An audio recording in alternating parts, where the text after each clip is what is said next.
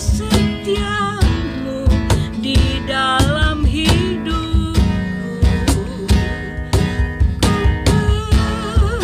Bersyukur Tuhan.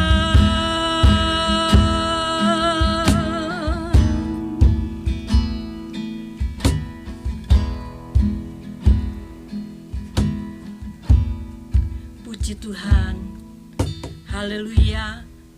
Saudara-saudara yang kekasih di dalam Tuhan Yesus Kristus, kita berjumpa lagi di dalam acara sarapan rohani bagi kita semua. Pagi hari ini saya beri judul renungan kita dengan hati yang bersyukur. Kita akan belajar bersama. Saudara, mari kita akan membaca di dalam Mazmur 103 ayat yang kedua. Kita akan membaca bersama. Pujilah Tuhan, hai jiwaku, dan janganlah lupakan segala kebaikannya. Saudara, Mazmur ini ditulis oleh Raja Daud sebagai ungkapan hati yang bersyukur atas kebaikan Tuhan yang tidak berkesudahan, dan untuk selama-lamanya kasih setia Tuhan di sepanjang hidup dari Raja Daud. Sejak dalam kandungan ibunya, yang dapat kita baca di dalam Mazmur 139 ayat yang keempat, Raja Daud mengatakan, bersyukur kepada Tuhan karena kejadiannya dahsyat dan ajaib, dan jiwaku benar-benar menyadarinya. Mari kita baca bersama. Mazmur 139 ayat yang keempat.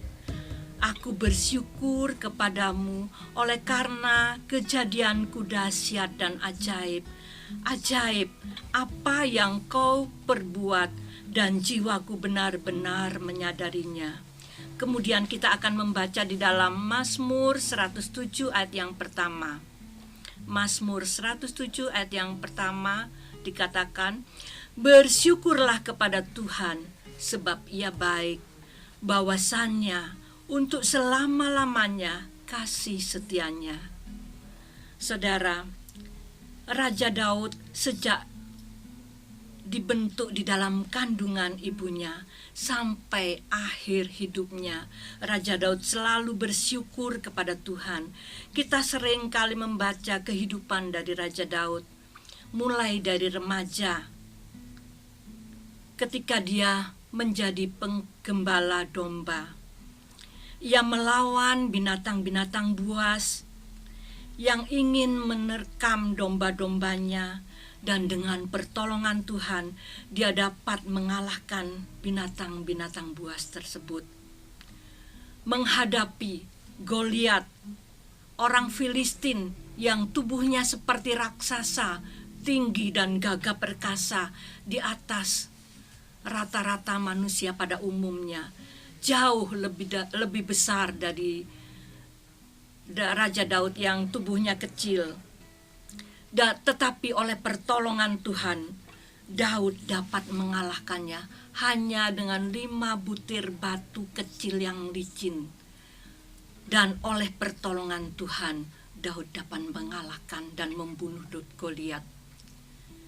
Ketika dia menjadi raja bagi bangsa Israel, banyak kerajaan-kerajaan yang melawan, yang menjadi musuh dari bangsa Israel.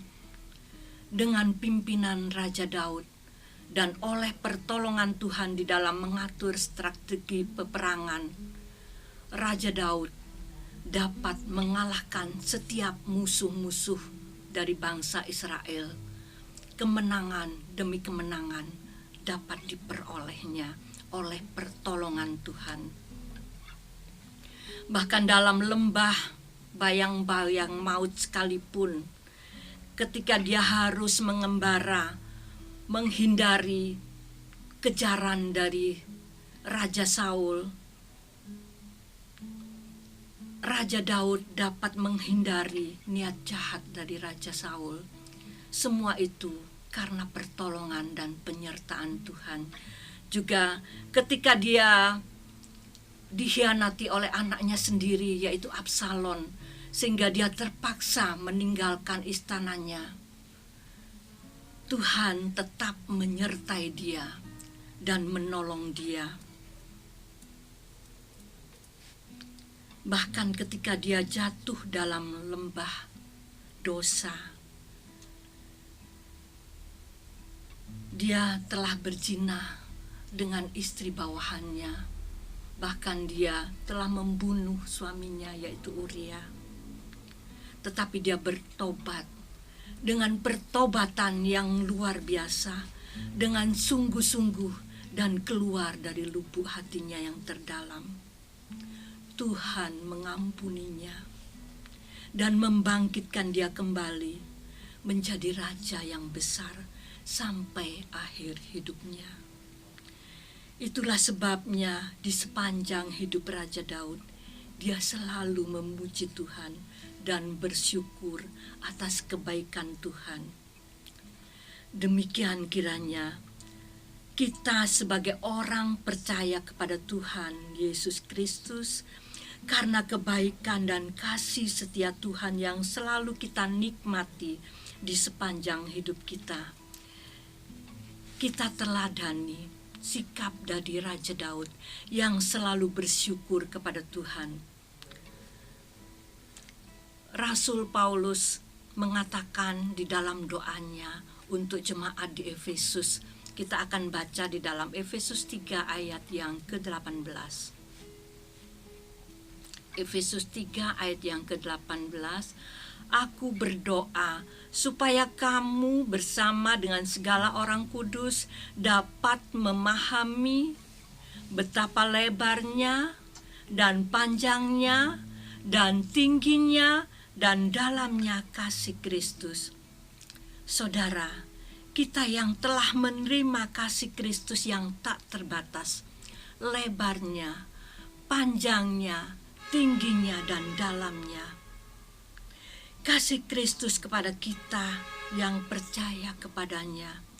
Rasul Paulus mengatakan, pahami itu, renungkanlah dan bersyukurlah. Tuhan Yesus yang adalah Allah, rela turun dari surga ke dalam dunia, menjadi sama seperti kita. Dia mengorbankan dirinya, mati di atas kayu salib untuk menebus dosa seisi dunia. Penyertaan, pertolongan, perlindungan Tuhan di sepanjang hidup kita, berkat-berkat yang selalu kita terima, semua itu karena kasih setia Tuhan, bahwasanya untuk selama-lamanya kasih setia Tuhan kepada kita. Bahkan di dalam Yohanes 14 ayat 27 dikatakan, damai sejahtera kutinggalkan bagimu, damai sejahtera kuberikan kepadamu, dan apa yang kuberikan tidak seperti yang diberikan oleh dunia kepadamu. Janganlah gelisah dan gentar hatimu. Puji Tuhan, damai sejahtera Tuhan berikan kepada kita, tidak sama dengan dunia yang dunia berikan. Kita rasakan, kita nikmati, dan kita pahami sesuatu yang indah yang Tuhan sudah taruh di dalam hati kita. Patut kita bersyukur kepada Tuhan. Bahkan dalam pencobaan pun kita harus bersyukur, sebab di dalam pencobaan yang kita alami, Tuhan akan menunjukkan jalan keluarnya. Dan apabila kita dapat mengatasinya, kita akan memperoleh mahkota seperti yang dikatakan di dalam Yakobus 1 ayat 12. Demikian firman Tuhan. Berbahagialah orang yang bertahan dalam pencobaan, sebab apabila ia sudah tahan uji, ia akan memperoleh mahkota kehidupan yang dijanjikan Allah kepada siapa yang mengasihi Dia. Amin. Berbahagia dalam pencobaan berarti meskipun kita dalam pencobaan, kita tetap bersyukur, sebab dalam pencobaan itu kita diuji. Apakah kita tetap setia, tetap percaya, dan tetap mengasihi Yesus? Dan apabila kita sudah tahan uji, maka level kita akan dinaikkan oleh Tuhan. Kasih kita, iman kita, kesetiaan kita semakin meningkat. Puji Tuhan, marilah kita tetap bersyukur dalam segala perkara. Puji Tuhan, inilah renungan sarapan rohani pada pagi hari ini. Tuhan Yesus memberkati kita semua. Amin.